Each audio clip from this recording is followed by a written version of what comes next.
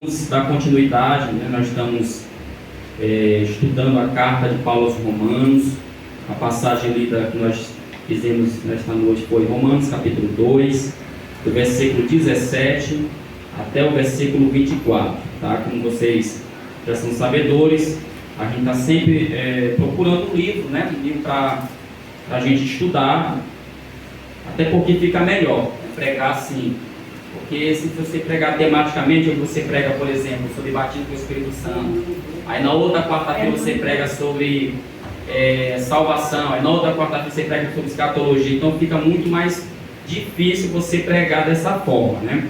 Então, pregando assim, escolhendo um livro para pregar, fica bem melhor o pregador, até o dirigente, o pastor da igreja, da área, ter uma sequência de sermões, tá? Então, hoje nós vamos estudar esses versículos do 17 até o 24. É claro que essa perícope, como eu tenho falado essa palavrinha aqui para vocês, que é a unidade literária, onde contém ali os pensamentos de Paulo, é bem maior. Mas aí vou fechar o capítulo 2 na próxima quarta-feira, se assim Deus permitir, se for da vontade de Deus, tá?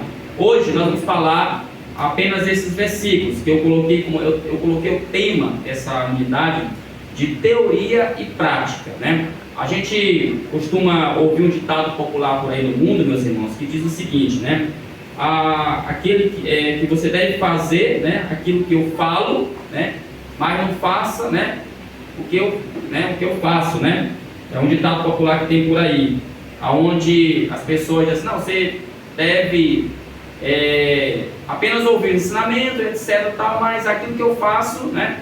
Não vai fazer, tá? Então, tipo assim, eu posso dizer assim, olha, não é para beber, gente, beber faz mal, né? Comer demais faz mal, mas aí, na prática, eu bebo demais e eu como demais.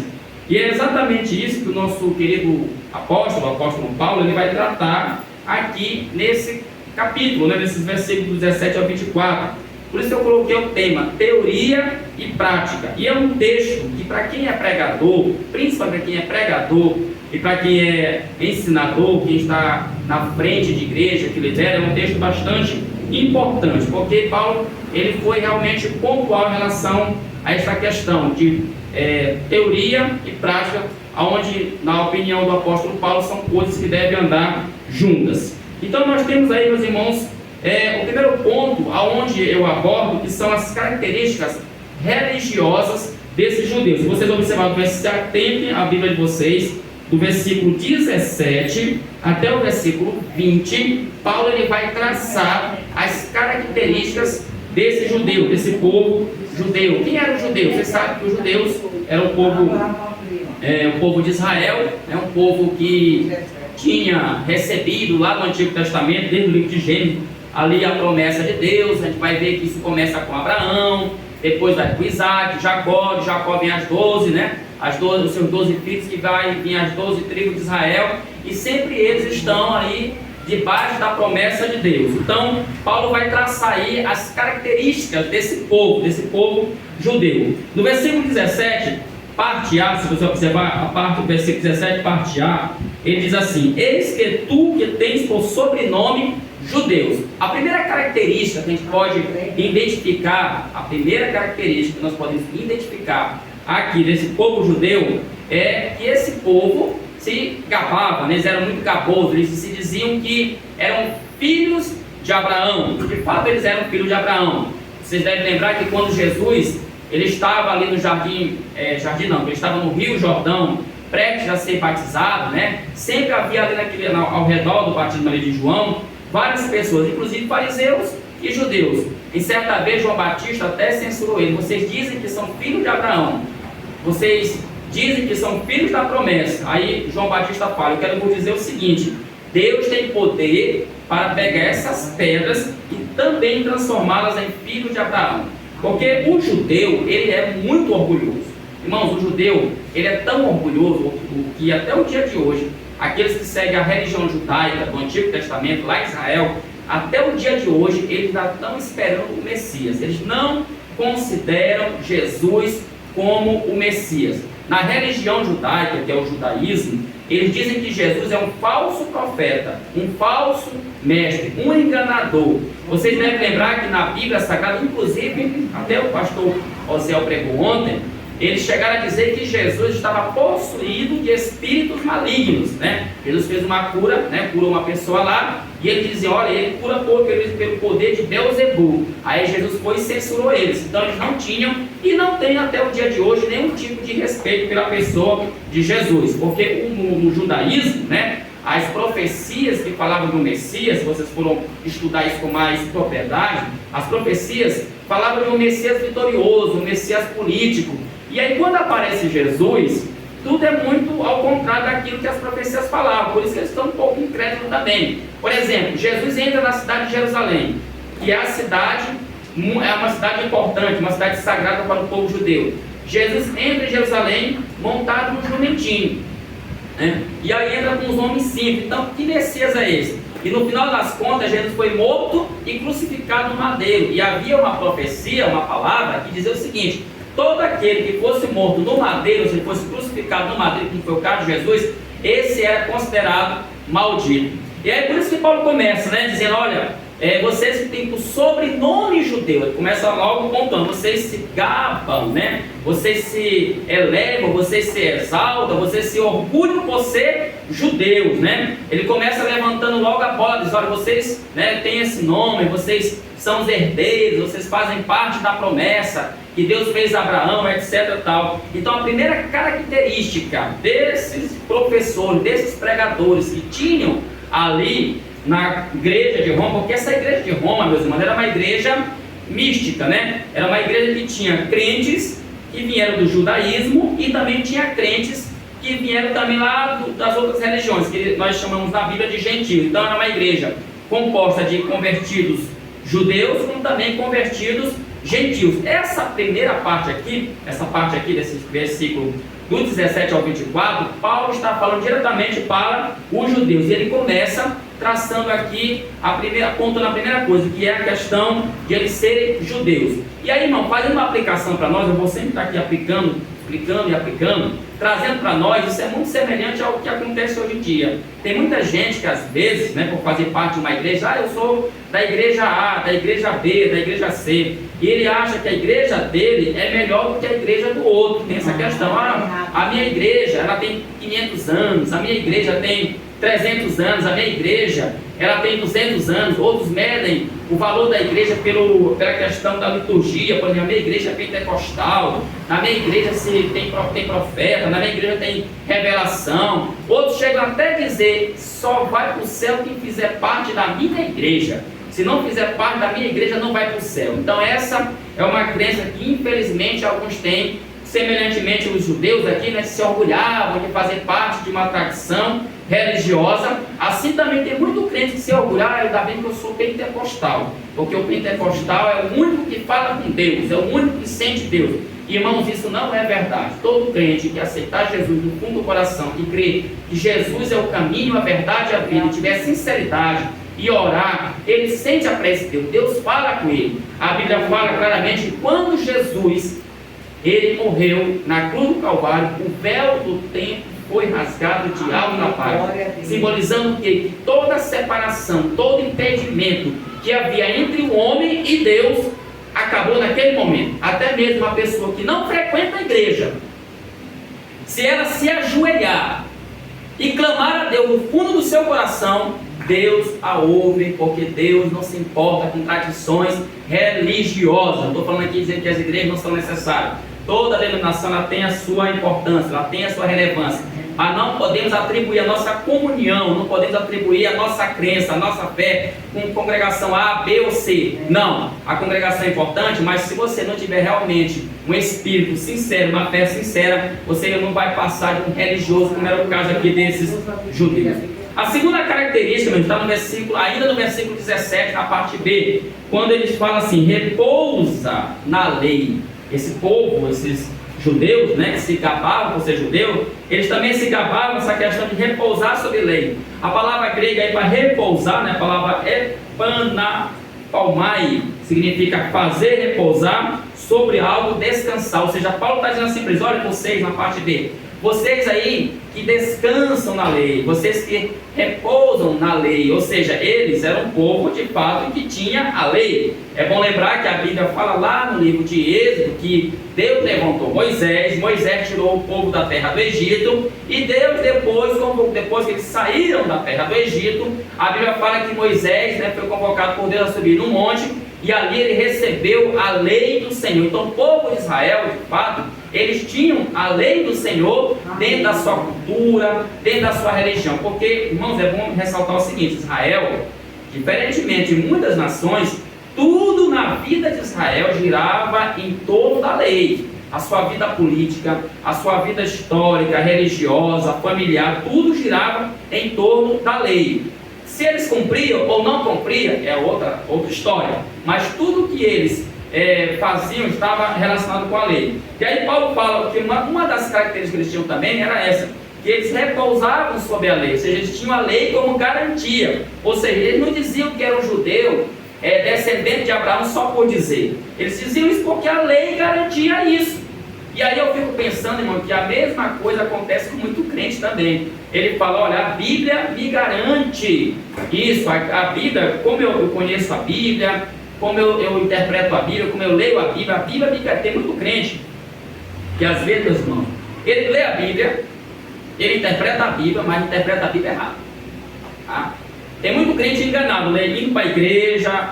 Tem muito crente, às vezes em casa tem a Bíblia até aberta no Salmo, né, 23, tem uns que tem a Bíblia aberta no Salmo 91, para espantar o mal, né? Tem crente, na verdade, que ele é um crente, eu costumo dizer que ele é um crente, mas é um crente cheio de, como é que eu poderia dizer, meu filho? Um crente cheio de manias, né? Superstições, a palavra é essa. Tem crente que é cheio de superstição, né? Chega na casa dele, está lá, como é que tem essa Bíblia aberta aí no Salmo 91? Não é porque isso aqui é para espantar o mal, né? E o Salmo 23 aberto também aqui é para trazer prosperidade. Tem crente que pega aquele que tem Filipenses, tudo posso naquele que me fortalece. Aí pega, sai desafiando Deus e o mundo aí. Aí as coisas não dão certo, ele se pergunta, mas tudo não posso naquele que me fortalece.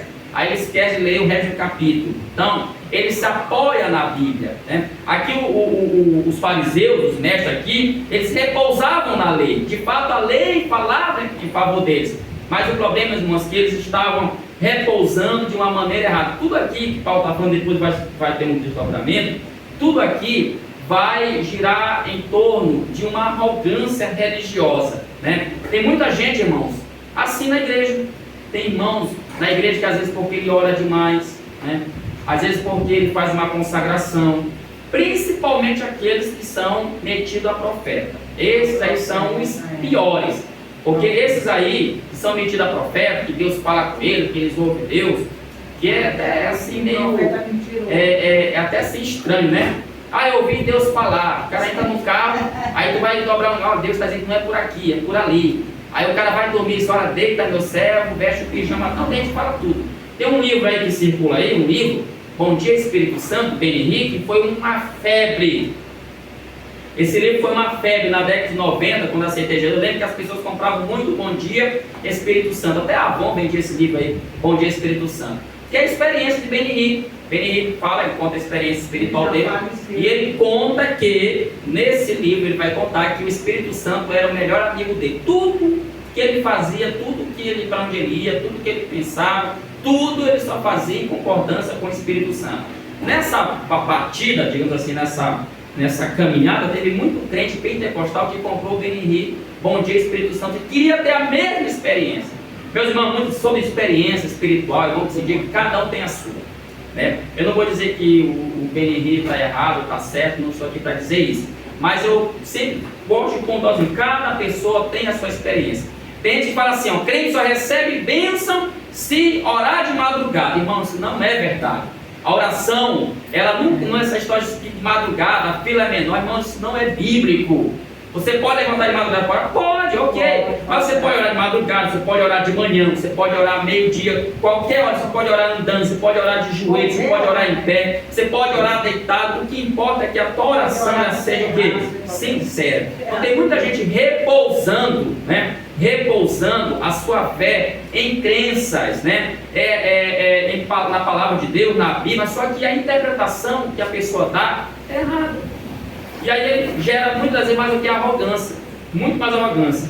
Outra característica também que a gente vai observar, meus irmãos, nesse povo judeu, está na parte do versículo 17, parte C. E eles falavam assim, olha, primeira característica qual é? Eles se diziam que eram o quê? Judeus, o povo escolhido. A segunda característica qual é? Se gabar porque eles repousavam suas crenças na lei, que eles estavam segurados na lei. E a terceira característica ele quer dizer que eles se gloriavam em quem? Em Deus. Ele fala, e te glorias em Deus, né? Há um certo comentarista que usou a seguinte palavra, eles ufanaram-se em Deus.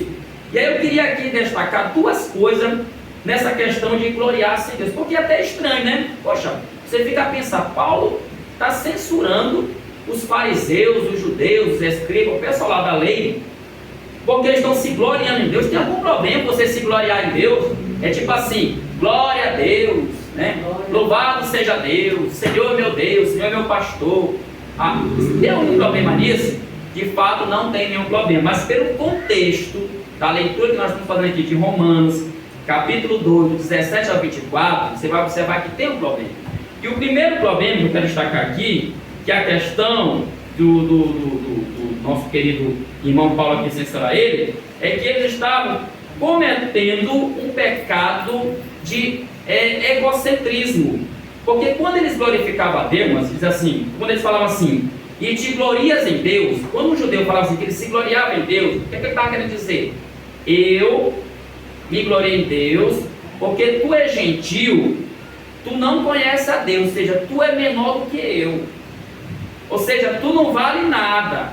Veja que o texto começa falando que eles se consideram que judeus, eles são judeus da promessa. O segundo fala que eles estão respaldados pela lei, que é, no caso, a Torá, o Pentateuco, e agora eles se gloriam em Deus. Então, quando eles olhavam para uma outra pessoa que não era judeu, contra o judeu, que era um gentil.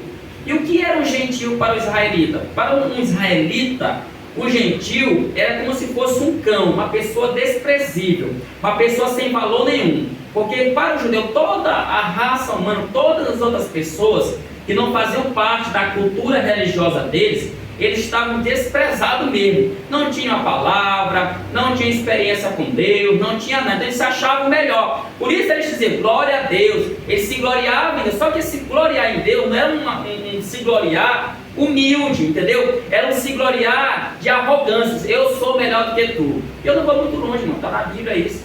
Certa vez, dois homens saíram para orar. Um era publicano e o outro era fariseu. Como é que o fariseu foi orar? Chegou com aquela pompa, né? Senhor, muito obrigado. Começou a agradecer a Deus, assim, obrigado, meu Pai, por não ser igual a esse publicano, igual aos pecadores. Eles se nivelavam mesmo. Aí depois, Jesus fala, depois veio um publicano, porque o publicano era uma classe desprezível no meio da sociedade do tempo de Jesus, porque os publicanos eram cobradores de impostos. E para a coisa piorar, a gente sabe que imposto gera problema, né? E naqueles dias, mas todo mundo paga, né? Mas naqueles dias, os publicanos cobravam impostos. Só que o grande problema, que tem até o Mateus, né, que é um dos que vai ser salvo, né, por Jesus, o problema é que esses publicanos, muitos deles eram israelitas. Então qual era a raiva deles? Poxa, eles são da nossa nação, eles são do nosso meio e estão cobrando, trabalhando para Roma, que é o nosso inimigo. Então isso gerava um certo desprezo no meio da cultura judaica. E aí Jesus fala, veio um publicano, e a Bíblia é engraçada, que a Bíblia fala assim, e ele não teve coragem, irmão, isso aqui é muito sério, irmão.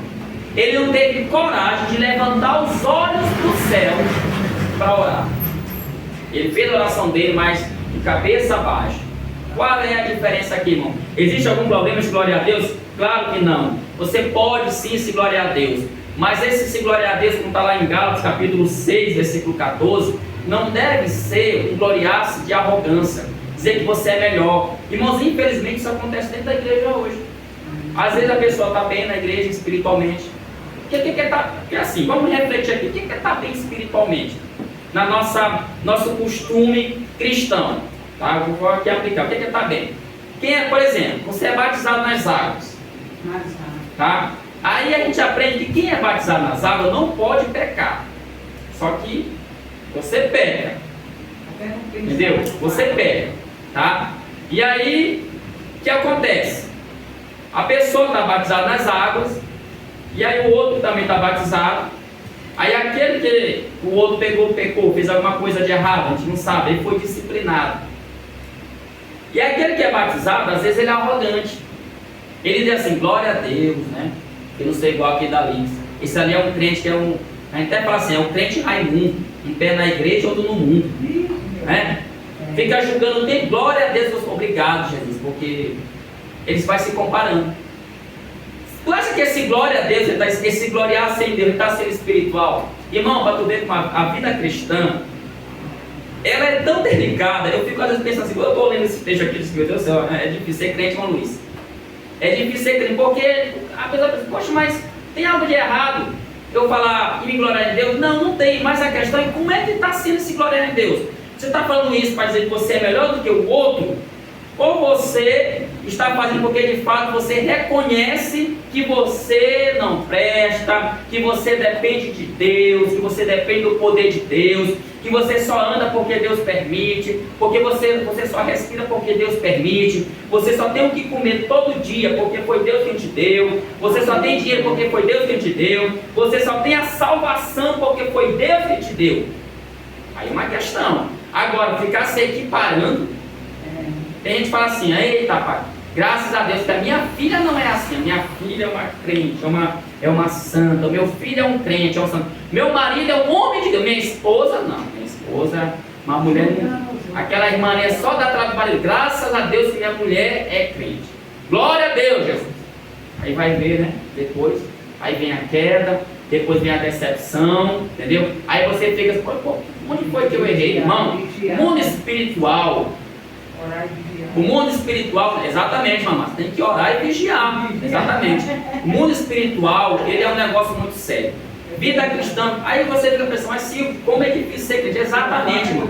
Por que Deus, ele fala assim conosco, pela sua palavra? É para que a gente tenha consciência e entender de uma vez por todas que a gente não é nada, que a nossa vida está na mão de Deus, que qualquer passo que a gente der em direção ao céu de glória, isso só é possível, por quê? Porque Deus está nos conduzindo. Quem conduz o nosso barco é Jesus. Quem conduz a nossa vida é Jesus. Então, em vez de eu ficar olhando para a miséria do outro, em vez de ficar criticando o outro, em vez de estar falando mal do outro, o que eu devo fazer? O que ele me ensina? Ore.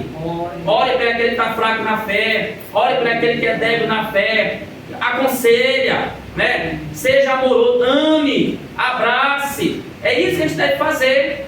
Mas não. Aí tem uma religiosidade, não estou dizendo que aqui tem isso, né? Mas às vezes acontece dentro da igreja, pessoas na religiosidade, como esses fariseus aqui, só porque eram herdeiros da herança abraâmica, só porque eles também tinham a lei, eles repousavam na lei, e aí eles ficavam nesse, também se gloriavam a Deus, que era outra característica da vida daquelas pessoas, né?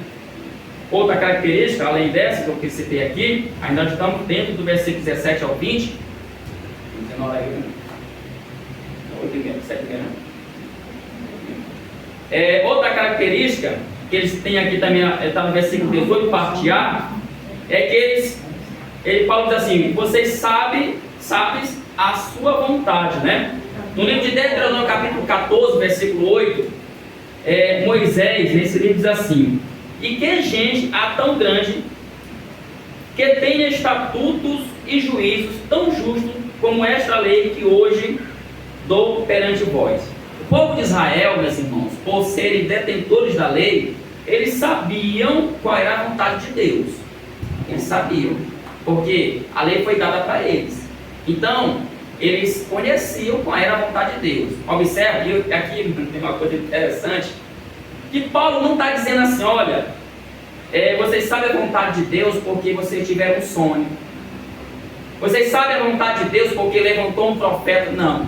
Eles sabem a vontade de Deus, porque essa vontade de Deus ela já estava escrita na Torá. O que é a Torá, Silvio? É os primeiros 5 livros da Bíblia, tá? Lá no Antigo Testamento, o Gênesis, o Êxodo, o Levítico, o Número, né? o Deuteronômio, esses 5 primeiros livros constituem o que a gente chama de Torá, a lei do Senhor. Aí você pergunta, e o restante do Antigo Testamento? Eles também tinham com a palavra de Deus. Mas essa lei mesmo, ela está contida nos 5 primeiros livros do Antigo Testamento. Então eles tinham essa lei. E nessa lei continha a vontade de Deus. Olha, Deus não é Deus de bagunça.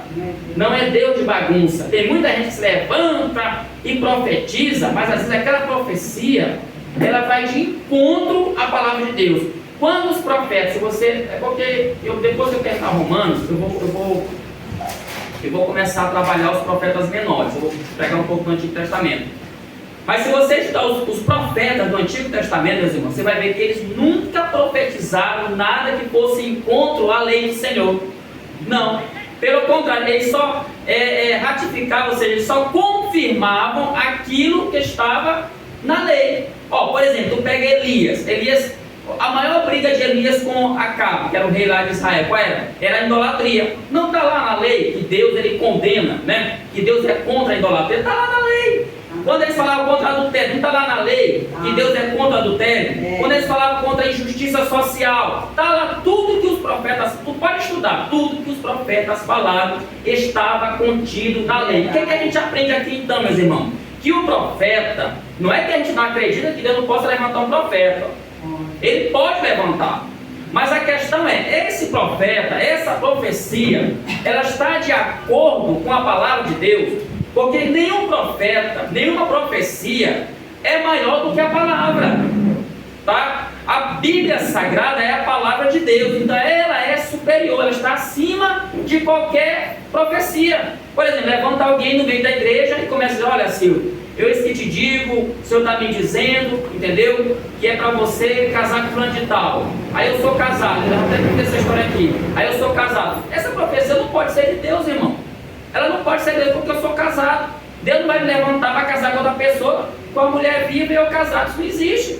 Na Bíblia Sagrada, ela é bem clara dizer que o casamento, ele só pode ser dissolvido pela morte. Pela morte. É o único critério. Não vou entrar nessa questão aqui porque é um texto bastante polêmico, mas é o único critério. E entre outras coisas, né, que às vezes acontece, né? Eu já vi besteira, a Camila saiu aqui em casa, um rapaz aceitou Jesus, aí veio lá do mundo, o rapaz numa vida pesada, aí falar para ele, olha, Deus está dizendo, tem que procurar uma igreja de fogo, para tu poder realmente se libertar dos teus pecados, tem que procurar uma igreja de fogo. Aí o rapaz saiu da igreja, né? Saiu da assembleia e foi para uma igreja de fogo. Não está mais na igreja. Era de Deus uma profecia dessa? Aonde é que está escrito na Bíblia que quem liberta é denominação, irmão? Aonde está escrito na Bíblia? Quem liberta, meus irmãos, é Jesus. Quem liberta é a palavra de Deus. A palavra de Deus, ela é água. E a água, ela é limpa. Quem pode libertar você de qualquer vício, da depressão, das drogas, libertar você do vício do álcool, libertar você de manias, sabe, baixas, negativas, é a palavra de Deus, não é denominação. Aí se prega por aí, não, porque ali é uma igreja de fogo, de poder. O que é poder? É gritaria, o pregador está pregando, é uma zoada, ninguém entende o que está sendo falado, aí vem um cantor, aí vira, quebra a cadeira, aí eu falei, fui batizado com o Espírito Santo, quando eu fui eu levitei, eu já vi tanta coisa, irmão. Você mas tu sabe, eu já fui de igreja assim, irmão. Eu não sou menino, eu já fui de igreja assim. Eu congreguei 3 anos e pouco. Entendeu?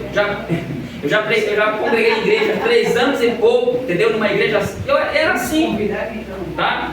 E aí esse povo, meu irmão, mas os judeus, eles sabiam qual era a vontade de Deus, sabiam, mas a questão era triste, viu? Eles sabiam qual era a vontade de Deus, porém, não faziam a vontade. E aí, meus irmãos, isso pesa para nós. Nós, o povo da Bíblia, antigamente, o pessoal mais velho fala que esse crente era chamado, lá vem o povo da Bíblia, né? Chamava assim a gente. Então vamos lá, o povo da Bíblia, que tem a Bíblia, que lê a Bíblia, que lê a palavra de Deus, tem que saber qual é a vontade de Deus. Pelo menos é para saber, né, mano?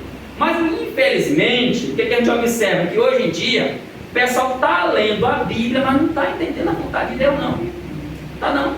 Tá, gente, a igreja, assim, a volta de Cristo, cada vez que se aproxima, a gente vai vendo mais bagunça dentro da igreja.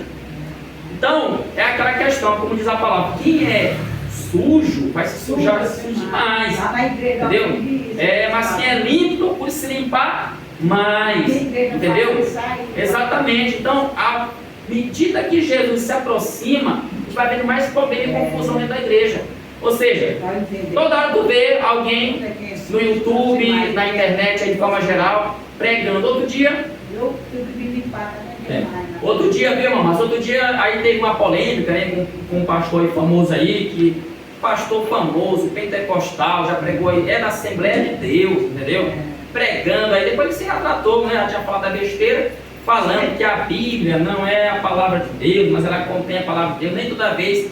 Aí foram umas bobagens lá e o pessoal caiu matando em cima dele, entendeu? Ou seja, parece assim que a pessoa não lê Bíblia. Outro dia teve uma outra aí falando besteira, foi num trabalho aí, profetizou, entendeu? Profetizou, o pessoal caiu em cima dela matando também, entendeu? Porque não é que seja pecado você ir, a gente sempre fala, de fato, é pecado você ir numa festa, que essa festa está sendo patrocinada por uma pessoa que não é crente. Claro que não é pecado. Nosso Jesus, o primeiro milagre dele foi numa festa de casamento. Lá não está dizendo se eles eram crentes ou não, ele foi numa festa de casamento, tá? E ali, mas Jesus não se corrompeu. Mas aí a questão é que o pessoal vai, se corrompe.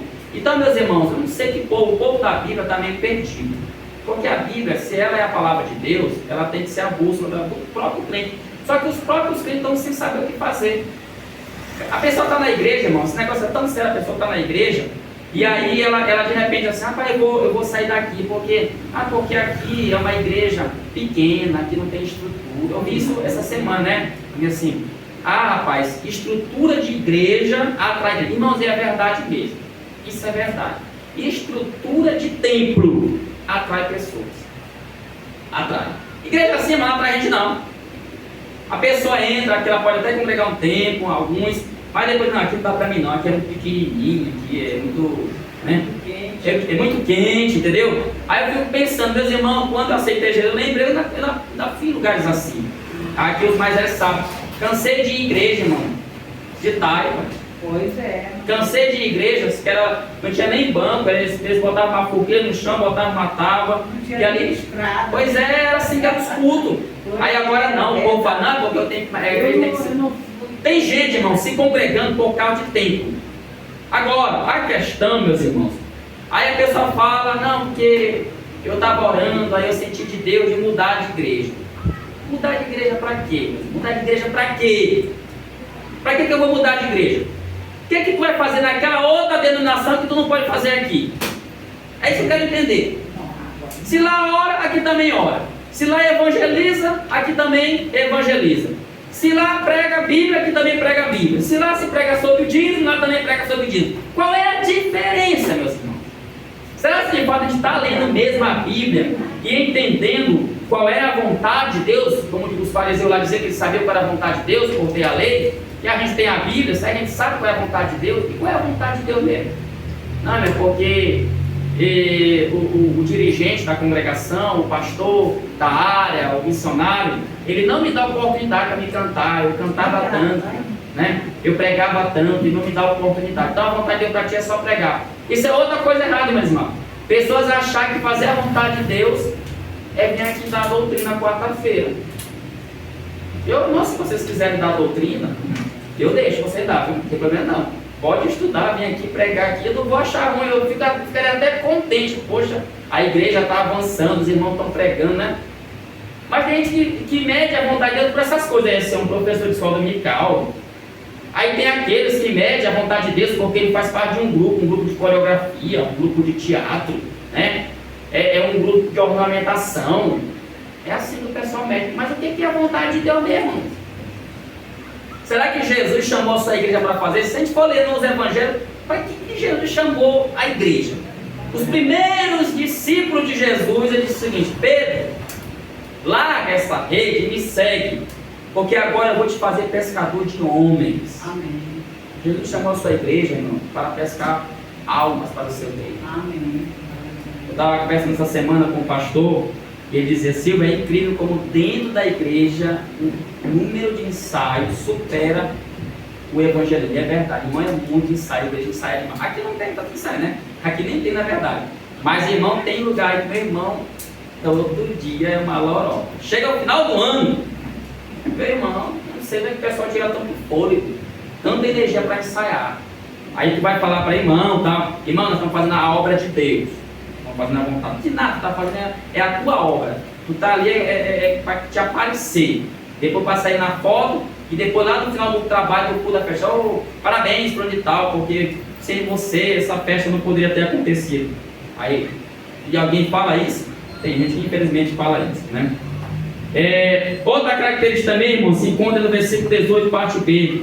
Além de saber a vontade de Deus, né? Eles tinham também, eles tinham provas, né?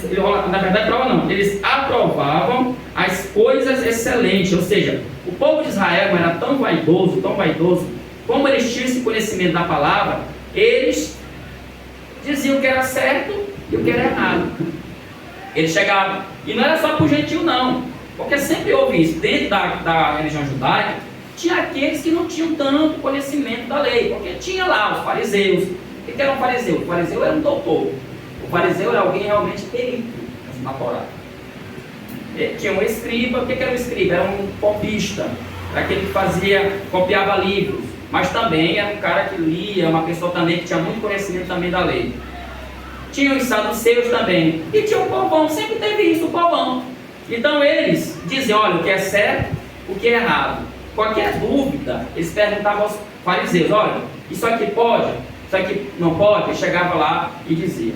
E é muito semelhante aos dias atuais, né? Tem muito crente na igreja, olha, isso aqui pode, isso aqui não pode. Pergunta por quê? Porque está na palavra de Deus. Essa semana, eu tive uma pequena discussão com uma pessoa, eu falei, essa discussão sendo bom sentido, tá?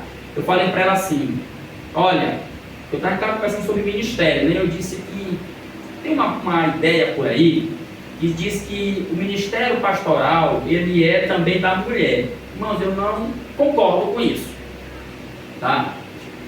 Eu não concordo. Por que se tu não concorda com isso? Porque a chamada de Deus, né? A chamada de Deus, ela é individual. Deus dá dons individuais.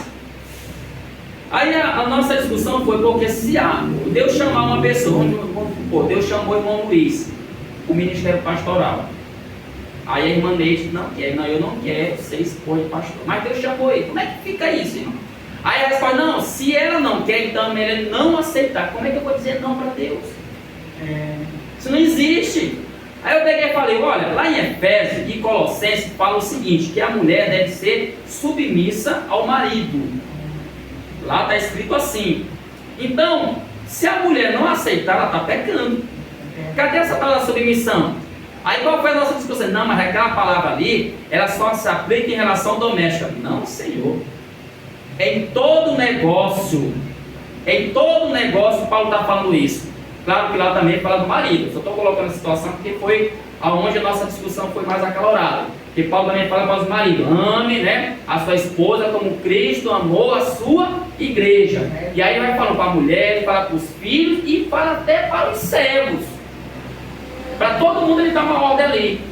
Então como é que o irmão Luiz, casado, aí Deus chama ele, aí a mulher não quer, não, mas se ela for submissa, não, meu marido, olha, eu não queria, porque eu vejo que é difícil, tal, mas se Deus está te chamando, e eu sou serva de Deus, né? Eu sou uma crente, eu sou uma serva de Deus, eu vou caminhar contigo. Vamos orar e vamos lutar junto. É assim que deve ser. Não é dizer, não vou porque... Aí fica essa lorota, não, que se a mulher não aceitar o meu ideia, porque o ministério é 50% do homem, 50%... Nada a ver. Não tem escrito isso na Bíblia em lugar nenhum. Dom é dom. Cada um dá para cada um. A mulher, às vezes, ela pode receber o dom de ensinar. E o marido não tem esse dom. Gente, como é que Paulo fala do corpo de Cristo? Está dizendo corpo. O corpo tem o quê? Membro. A mão tem uma função. O braço tem uma função. O olho tem uma função. A orelha tem uma função. O pé tem uma função. Tudo no teu corpo tem uma função. E aí cada um trabalha dentro da sua função. O dom que Deus deu para Camila é para Camila. Eu não tenho como substituir ela. O dom que Ele me deu, ela não tem como me substituir. É cada um daquilo que Deus chamou. O pessoal fica inventando coisa para tentar, sabe? É verdade, irmão, sabe? É como o pastor Zé fala, a vida está aí, mas o problema é que a gente quer inventar maneira de tapar os buracos. O homem, ele se desvia, o homem ele pega, ele erra, ele começa a inventar lorota, para tentar, não, vamos dar um jeitinho aqui e tal. E nesse jeitinho que a gente acaba se ferrando. Outra característica, meus irmãos, desse povo lá também, está no versículo 19 que fala, confia que és guia, né? São duas, né? Eles diziam que eles eram guia e instrutor de mestre, para encerrar aqui essa primeira parte, versículos 19 e 20. Olha como eles eram realmente um povo vaidoso, aqui eles são vaidosos, né? E porque como eles, eu estou sempre batendo nessa tecla, porque realmente é o que Deus está falando, como eles se achavam, né, os bambambam, os peritos da lei judaica, então só quem podia guiar o povo, quem podia guiar eles, quem era? Era eles.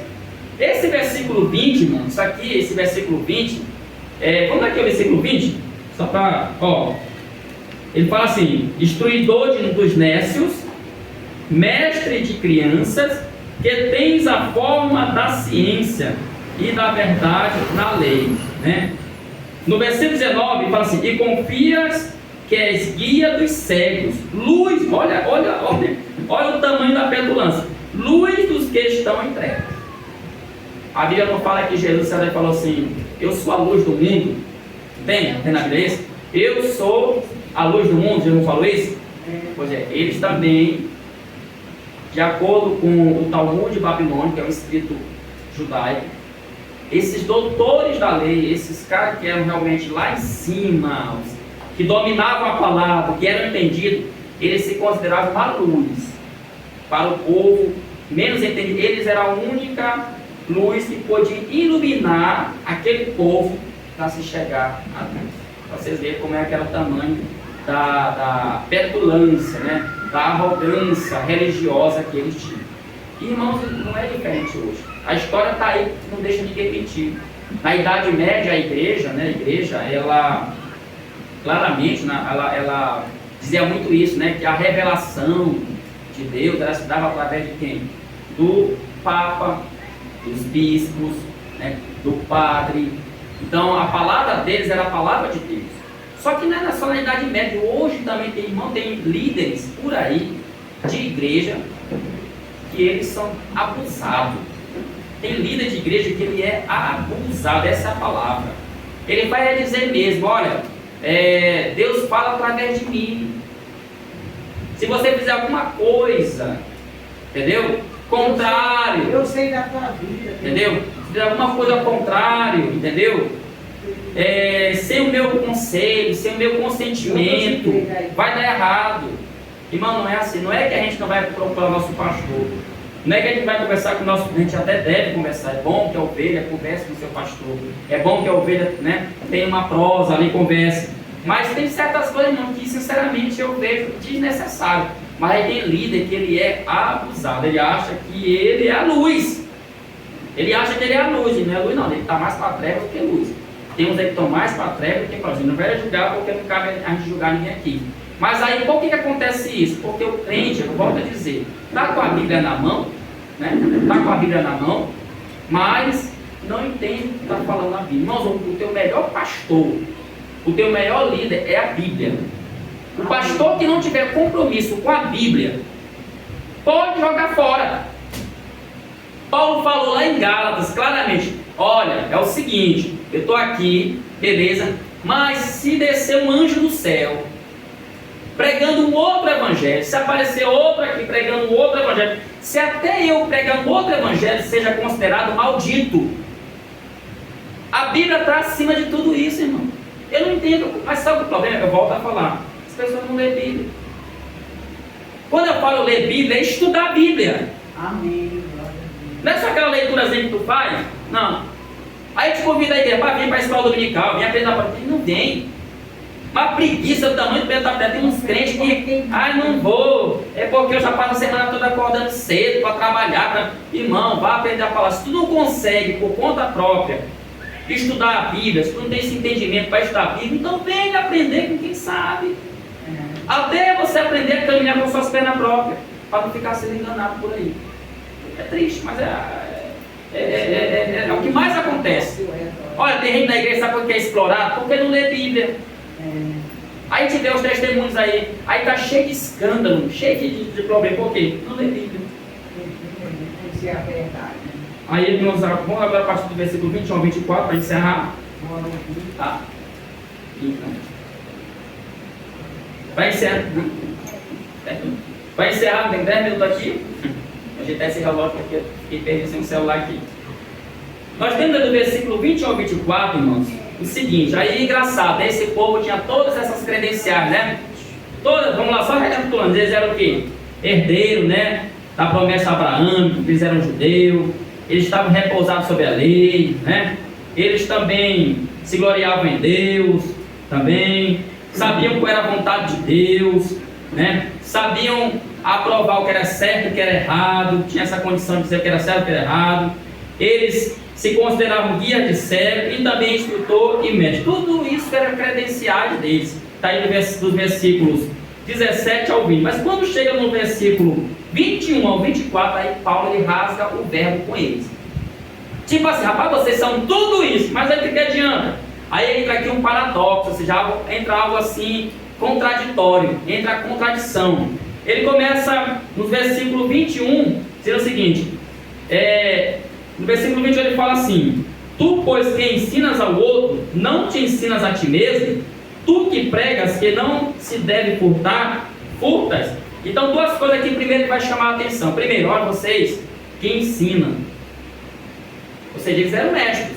Paulo não está dizendo que eles não sabiam ensinar. Eles sabiam ensinar. Nós estamos falando aqui de pessoas que eram peritas na Bíblia. Mais especificamente no Antigo Testamento. Eles eram peritos. Mas aí Paulo chama a atenção: vocês ensinam, mas não se ensinam a si mesmo. E aí Jesus, lá em Mateus capítulo 23, do 1 ao 7, ele falou assim: olha, não vão fazer que nem eles. Chamou a atenção das pessoas: não vão fazer que nem eles. Quem? Os fariseus. Porque eles falam uma coisa, mas praticam outra.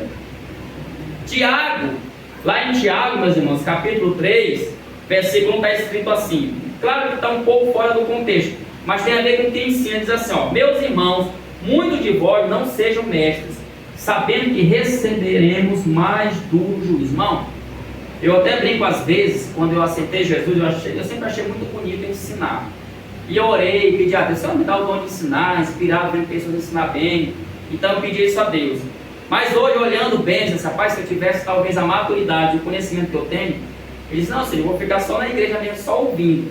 Porque não estou dizendo que eu sou mestre e tal, mas como eu lido com o ensino, a responsabilidade de quem ensina a Bíblia é muito grande.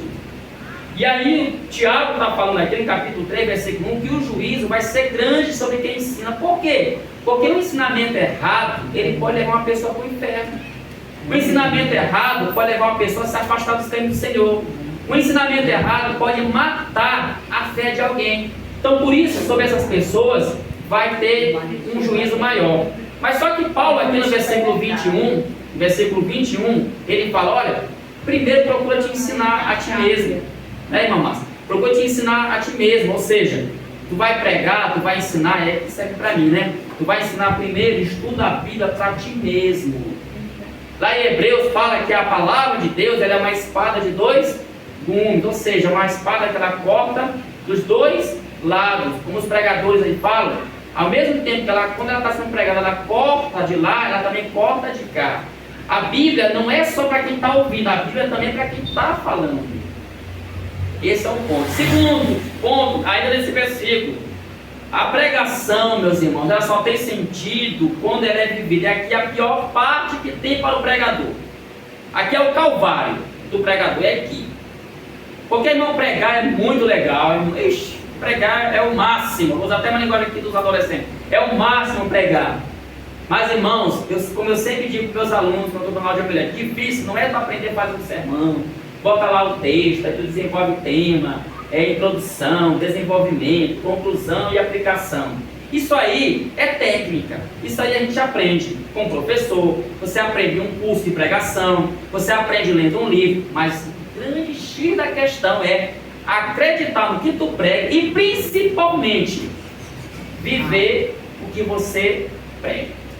A vida desses grandes pregadores da história, meu, ela está marcada, o grande diferencial, pode escrever o que eu estou falando aqui, grande diferencial, e isso serve para mim aqui, Eu lembro isso aqui hoje, fiquei pensando muito sobre isso. Mas o grande diferencial, os grandes pregadores da história, é que eles não só pregavam, mas eles viviam a pregação. E viver a pregação é como Paulo chega a dizer, acho que é em Filipenses, ele chega a dizer, ter as marcas de Cristo no corpo. Sabe o que ele está dizendo ali, ó? O que é as marcas? Os caras me bateram, sabe por que eles me bateram de chicote? Porque eu preguei o Evangelho. Isso é viver. É alguém chegar para mim, rapaz, tu é um vagabundo, tu é um canalha, tu é um ladrão, e eu olhar, não falar nada, não reagir. Mas seguir o conselho de Jesus, aqueles que perseguir vocês devem fazer o quê? Orar. É você fazer o bem para aqueles que fazem mal para você. Porque Jesus falou, o que adianta eu fazer o bem para quem faz o bem? É fácil. Aí é fácil eu pegar aqui e fazer o bem para a Imanei, porque a Imanei, de vez em quando ela vai na casa dela, me dá um copo de suco, né? Um lanchezinho. Fácil. Né? Pois é. Aí é fácil. Agora, para aquele que fala mal da gente, aquele que não gosta da gente, que pisa na gente, que maltrata a gente, que chegar a fazer o bem, aí é que a montanha é muito alta, rapaz. A montanha é alta demais. Por isso que eu falo, meus irmãos, a Bíblia, ela é a palavra de Deus. E como palavra de Deus, ela nos esmaga, meus irmãos. Ela entra na nossa alma, já viu? Olha, meu servo, tu não é nada. Tu não depende de ti, tu depende de mim. Te coloca sobre a minha proteção, na minha dependência. Não vai nessa tua religiosidade, não vai nessa tua espiritualidade que tu vai cair. E aí Paulo, né, meus irmãos, ele vai falar aqui que esses hereges aqui, né, que estavam ensinando e pregando, eles falavam, por exemplo, sobre furto. Olha, eles falavam, Paulo diz assim, vocês falam que é pecado furtar, mas vocês furtam. Vocês falam que adulterar é pecado, mas vocês adulteram. Até profanar o templo estavam profanando. E para finalizar, o último versículo dessa nossa mensagem, dessa noite, que está entre o versículo 23 e 24, né? Paulo fala que por eles estar pregando uma coisa e vivendo outra, tipo assim, eles pregavam contra adultério, irmão Luiz, mas eles adulteravam. O que estava acontecendo? Essa mensagem, essa ideia, quando chegava no ouvido dos não crentes, fazia eles blasfemar contra Deus. As pessoas não crentes estavam blasfemando contra o nome de Deus por causa do comportamento deles. E aí, será que precisa falar alguma coisa hoje em dia? Como é que deve ser o comportamento da igreja? Eu acho que a palavra por si só ela já fala muito no nosso coração, né? Porque nós estamos cansados, irmão. A igreja ela é uma representante de Deus no mundo. O nosso proceder, o nosso comportamento vai, querendo ou não, influenciar muito essa sociedade aí que não tem Cristo Jesus. Não é verdade? E eu quero concluir, meus irmãos, nessa noite, fazendo a seguinte aplicação, né? Uma pergunta que eu quero deixar para a igreja. Sua vida cristã está refletindo aquilo que você prega ou ensina pela Bíblia? As pessoas que te conhecem como crente dizem assim, não, o Silvio, ele realmente, a gente vê que a vida dele, ela é de acordo com a Bíblia. Eu falo de amor, eu amo. Eu falo de perdão, eu perdoo. Eu falo de justiça, eu sou justo, né? Não tem tanta coisa. São coisinhas assim que vão, sabe, manchando. Tipo assim, eu até falava isso, acho que foi domingo que eu falava isso, não sei se foi aqui, eu fui lá na minha aula e dizia assim, até um copo de mingau, vem um copo de mingau na porta da igreja, né? Aí o irmão fala assim, não tem agora R$2 para pagar o copo de mingau, mas no próximo domingo eu pago. Ele nunca paga aquele copo de mingau. Ele está mentindo, irmão. Às vezes a gente quer justiça, tipo assim, alguém está nos devendo, o pessoal fala que o bom cobrador é o mau pagador, né? Aí tem gente que é bom para cobrar, cobra, mas não é aquele cobra fiado, meu irmão. Só falta subir a ladeira de joelho, sangrando para ver se ele paga. Isso é justiça? Aí o mundo fica olhando. O pessoal fala muito por aí. Eu não gosto de fazer negócio com crente. Até os irmãos da igreja, rapaz, coisa ruim é fazer negócio com crente. Porque dá trabalho para pagar, dá trabalho para desenvolver. Meus irmãos, então, era isso, tá bom? Eu espero que os irmãos tenham compreendido. É bem difícil pregar em Romanos, tá? Mas a gente vai pregando e vai fazendo aquelas aplicações para ficar mais leve a palavra de Deus no vosso coração, tá bom? Por favor, desliga aí para mim. Pode ir. Tchau.